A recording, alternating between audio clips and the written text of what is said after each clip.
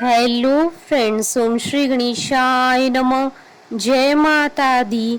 आप सभी का स्वागत है आपके अपने यूट्यूब चैनल पर। आप सभी को नवरात्रि की हार्दिक शुभकामनाएं। फ्रेंड्स, आज हम आपको इस वीडियो में बताने जा रहे हैं साल 2021 में शारदीय नवरात्रि कब से प्रारंभ होंगे और कब समापन होगा, वह अष्टमी, नवमी और दशहरा कब है, और कलश स्थापना की शुभ मुहूर्त और कलश स्थापना की विधि के बारे में। साथ ही हम आपको बताएंगे कि नवरात्रि के 9 दिनों में माता को प्रसन्न करने के लिए क्या भोग चढ़ाएं और नवरात्रि व्रत के नियमों के बारे में। फ्रेंड्स, वीडियो शुरू करने से पहले आपसे रिक्वेस्ट है, अगर आप हमारी चैनल पर नए हैं और आपने अभी तक चैनल को सब्सक्राइब नहीं किया है तो प्लीज़ सब्सक्राइब कीजिएगा चैनल को, साथ ही प्रेस कीजिएगा बेल आइकन को, जिससे नए वीडियोस से रिलेटेड नोटिफिकेशन आपको तुरंत प्राप्त हो सके। और वीडियो पसंद आने पर वीडियो को लाइक और शेयर जरूर कीजिएगा ताकि सभी भक्तों को इस वीडियो का लाभ प्राप्त हो सके। और कमेंट बॉक्स में जय माता दी जरूर लिखिएगा। या देवी सर्वभूतेषु मां शक्ति रूपेण संस्थिता नमस्तस्यै नमस्तस्यै नमस्तस्यै नमो नमः। हिंदू धर्म में शारदीय नवरात्रि का विशेष महत्व होता है। नवरात्रि माँ दुर्गा जी की उपासना व पूजा का पर्व है। माता रानी के भक्तों को शारदीय नवरात्रि का इंतजार रहता है।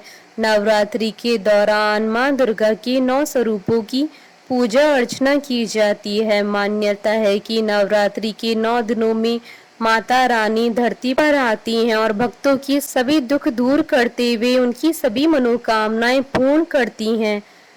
प्रत्येक वर्ष में 4 बार नवरात्रि मनाई जाती है, 2 बार गुप्त नवरात्रि और 2 बार चैत्र और शारदीय नवरात्रि। शारदीय नवरात्रि अश्विन मास की शुक्ल पक्ष की प्रतिपदा तिथि से शुरू होकर 9 दिन तक चलते हैं। इस बार शारदीय नवरात्रि का प्रारंभ 7 अक्टूबर से हो रहा है और 15 अक्टूबर विजयदशमी के साथ ही नवरात्रि का समापन होगा। 9 दिनों तक मां दुर्गा के 9 स्वरूपों की पूजा की जाती है। प्रतिपदा तिथि के दिन नवरात्रि की शुरुआत घट स्थापना के साथ शुभ मुहूर्त के अनुसार होती है और 9 दिनों तक अगर शुभ मुहूर्त में पूजा अर्चना की जाए तो मां दुर्गा का विशेष आशीर्वाद प्राप्त होता है। इस साल मां दुर्गा डोली पर सवार होकर आएंगी। देवी भागवत पुराण के अनुसार नवरात्रि की शुरुआत सोमवार या रविवार से हो तो इसका अर्थ होता है कि माता हाथी पर सवार होकर आएंगी और शनिवार और मंगलवार को माता अश्व पर सवार होकर आती हैं। जब नवरात्रि गुरुवार या शुक्रवार से प्रारंभ होते हैं तो इसका अर्थ होता है कि माता डोली पर सवार होकर आएंगी। इस साल नवरात्र गुरुवार से प्रारंभ हो रहे हैं। फ्रेंड्स, अब आइए जानते हैं घट स्थापना की शुभ मुहूर्त के बारे में। नवरात्रि के प्रथम दिन घट स्थापना के साथ ही 9 दिन के लिए देवी मां का पूजन शुरू किया जाता है। घट स्थापना के कुछ विशेष नियम होते हैं जिनका पालन करना जरूरी होता है। घट स्थापना के लिए शुभ मुहूर्त का विशेष रूप से ध्यान रखा जाता है। हिंदू पंचांग के अनुसार इस बार कलश स्थापना 7 अक्टूबर 2021 गुरुवार के दिन की जाएगी। कलश स्थापना का शुभ मुहूर्त रहेगा 7 अक्टूबर 2021 को सुबह 6:17 से सुबह 7:07 तक और घट स्थापना का अभिजीत मुहूर्त रहेगा 7 अक्टूबर 2021 को सुबह 11:44 से दोपहर 12:31 तक। और नवरात्रि की अष्टमी तिथि 13 अक्टूबर 2021 को है और नवमी तिथि 14 अक्टूबर 2021 को है और दशहरा 15 अक्टूबर 2021 को मनाया जाएगा। फ्रेंड्स, अब आइए जानते हैं घट स्थापना की विधि और पूजन सामग्री के बारे में। पूजा सामग्री में चौड़े मुंह वाला मिट्टी का कलश, आप चाहें तो सोने, चांदी या तांबे का कलश भी ले सकते हैं। मिट्टी, 7 प्रकार के अनाज, जल, गंगा जल, कलावा, सुपारी, आम या अशोक के पत्ते, अक्षत यानी साबुत चावल, जटा वाला नारियल, लाल कपड़ा, फूल, फूल माला, कलश को ढकने के लिए ढक्कन, फल, मिठाई, जौ इत्यादि। घट स्थापना या कलश स्थापना के दौरान कुछ विशेष नियमों को ध्यान में रखना चाहिए। देवी माँ की चौकी सजाने के लिए हमेशा उत्तर या पूर्व दिशा को ही चुनें। इस स्थान को साफ कर लें और गंगा जल से शुद्ध कर लें। एक लकड़ी की चौकी रखकर उस पर लाल रंग का कपड़ा बिछाकर देवी माँ की मूर्ति की स्थापना करें। इसके बाद प्रथम पूज्य गणेश जी का ध्यान करें और कलश की स्थापना करें। कलश स्थापना या घट स्थापना के लिए किसी बर्तन में या साफ स्थान पर मिट्टी डालकर उसमें जौ के बीज डालें। अब कलश को उसके बीच में रखकर उस पर मोली बांध दें और स्वास्तिक बनाएं। कलश पर तिलक लगाएं और उसमें जल या गंगा जल भर दें। इसके बाद कलश में साबुत सुपारी, पंचरत्न, फूल, इत्र, सिक्का और आम या अशोक के पत्ते डालें। पत्तों को इस तरह रखें जिसमें वह थोड़ा बाहर की तरफ दिखाई दें। इसके बाद कलश को ढक्कन लगा दें और उस ढक्कन पर अक्षत डालें।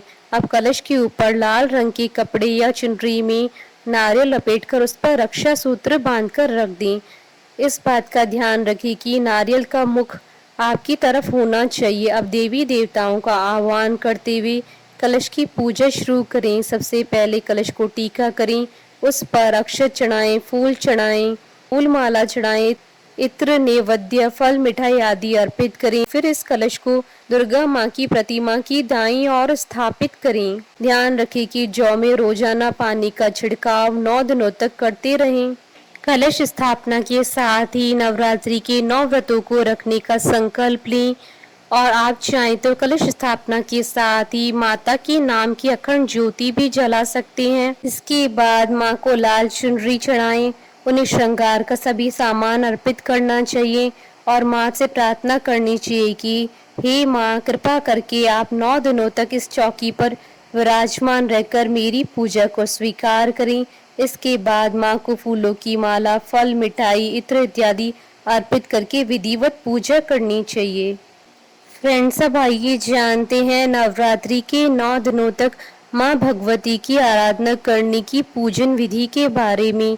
7 अक्टूबर गुरुवार के दिन प्रतिपदा तिथि व चित्रा नक्षत्र है। इस दिन माँ शैलपुत्री को गाय के घी से निर्मित हलवा व मालपुए का भोग लगाएं। उसके पश्चात 2 वर्ष की कन्या को भी हलवे और मालपुए का भोग लगाएं। 8 अक्टूबर शुक्रवार द्वितीय तिथि स्वाति नक्षत्र के दिन विजय प्राप्ति व सर्व कार्य सिद्धि के लिए माँ ब्रह्मचारिणी की पूजा की जाती है। माँ ब्रह्मचारिणी की पूजा कर मिश्री व शक्कर से बने पदार्थ का भोग लगाएं और 3 वर्ष की कन्या का पूजन करें। 9 अक्टूबर को तृतीया व चतुर्थी तिथि साथ ही पड़ेगी। इस दिन शनिवार व विशाखा व अनुराधा नक्षत्र है। दुखों के नाश व सांसारिक कष्टों से मुक्ति के लिए इस दिन माँ चंद्रघंटा और माँ कुष्मांडा का पूजन किया जाएगा। माँ चंद्रघंटा और माँ कुष्मांडा का पूजन कर दूध से निर्मित पदार्थों व मालपुए का भोग अर्पित करें और इसके पश्चात 4 व 5 वर्ष की कन्या का पूजन करें। 10 अक्टूबर रविवार को पंचमी तिथि व अनुराधा नक्षत्र रहेगा। विद्यार्थियों को परीक्षा में सफलता व मनोकामना पूर्ति के लिए इस दिन माँ स्कंद माता का पूजन कर माखन का भोग लगाएं और 6 वर्ष की कन्या का पूजन करें। 11 अक्टूबर सोमवार षष्ठी तिथि व ज्येष्ठा नक्षत्र रहेगा। चारों पुरुषार्थ व रूप लावण्य की प्राप्ति के लिए इस दिन माँ कात्यायनी का पूजन कर माँ को मिश्री व शहद का भोग अर्पित करें और 7 वर्ष की कन्या का पूजन करें। 12 अक्टूबर मंगलवार सप्तमी तिथि व मूल नक्षत्र रहेगा। नवग्रह जनित बाधाएं व शत्रुओं के नाश के लिए इस दिन माँ कालरात्रि के स्वरूप की पूजा अर्चना कर दाख, गुड़, शक्कर का नैवेद्य अर्पित करके 8 वर्ष की कन्या का पूजन करें। 13 अक्टूबर बुधवार के दिन अष्टमी तिथि व पूर्वाषाढ़ा नक्षत्र रहेगा। इस दिन माँ दुर्गा के माँ गौरी स्वरूप का पूजन कर गाय के घी से निर्मित पदार्थ व श्रीफल का भोग लगाएं और 9 वर्ष की कन्या का पूजन करें। 14 अक्टूबर गुरुवार नवमी तिथि व उत्तराषाढ़ा नक्षत्र रहेगा।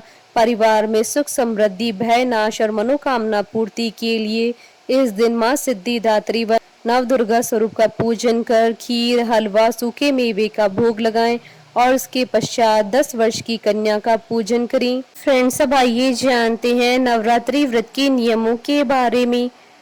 नवरात्रि में सूर्योदय से पहले उठें, नहा लें, झूठ न बोले, गुस्सा करने से बचे, अपनी इंद्रियों को काबू में रखें, ब्रह्मचर्य का पालन करें। ध्यान रखें कि व्रत वाले 9 दिन तक नींबू नहीं काटना चाहिए। व्रत रखने वाले व्यक्ति को काले वस्त्र नहीं पहनने चाहिए। बेल्ट, चप्पल, जूते, बैग जैसी चमड़े की चीजों का इस्तेमाल करने से बचना चाहिए। नवरात्रि में बाल और नाखून न कटवाएं, ना ही शेविंग करवाएं, तेल मालिश भी नहीं करनी चाहिए और ना ही दिन में सोएं। हो सके तो रोजाना माता की पूजा के बाद एक कन्या को भोजन जरूर करवाएं और उन्हें दक्षिणा दें। ध्यान रखें कि नवरात्रि के दौरान किसी भी तरह का तामसिक भोजन नहीं करना चाहिए, यानी इन 9 दिनों में लहसुन, प्याज, मांसाहार किसी भी व्यक्ति का झूठा भोजन नहीं खाना चाहिए।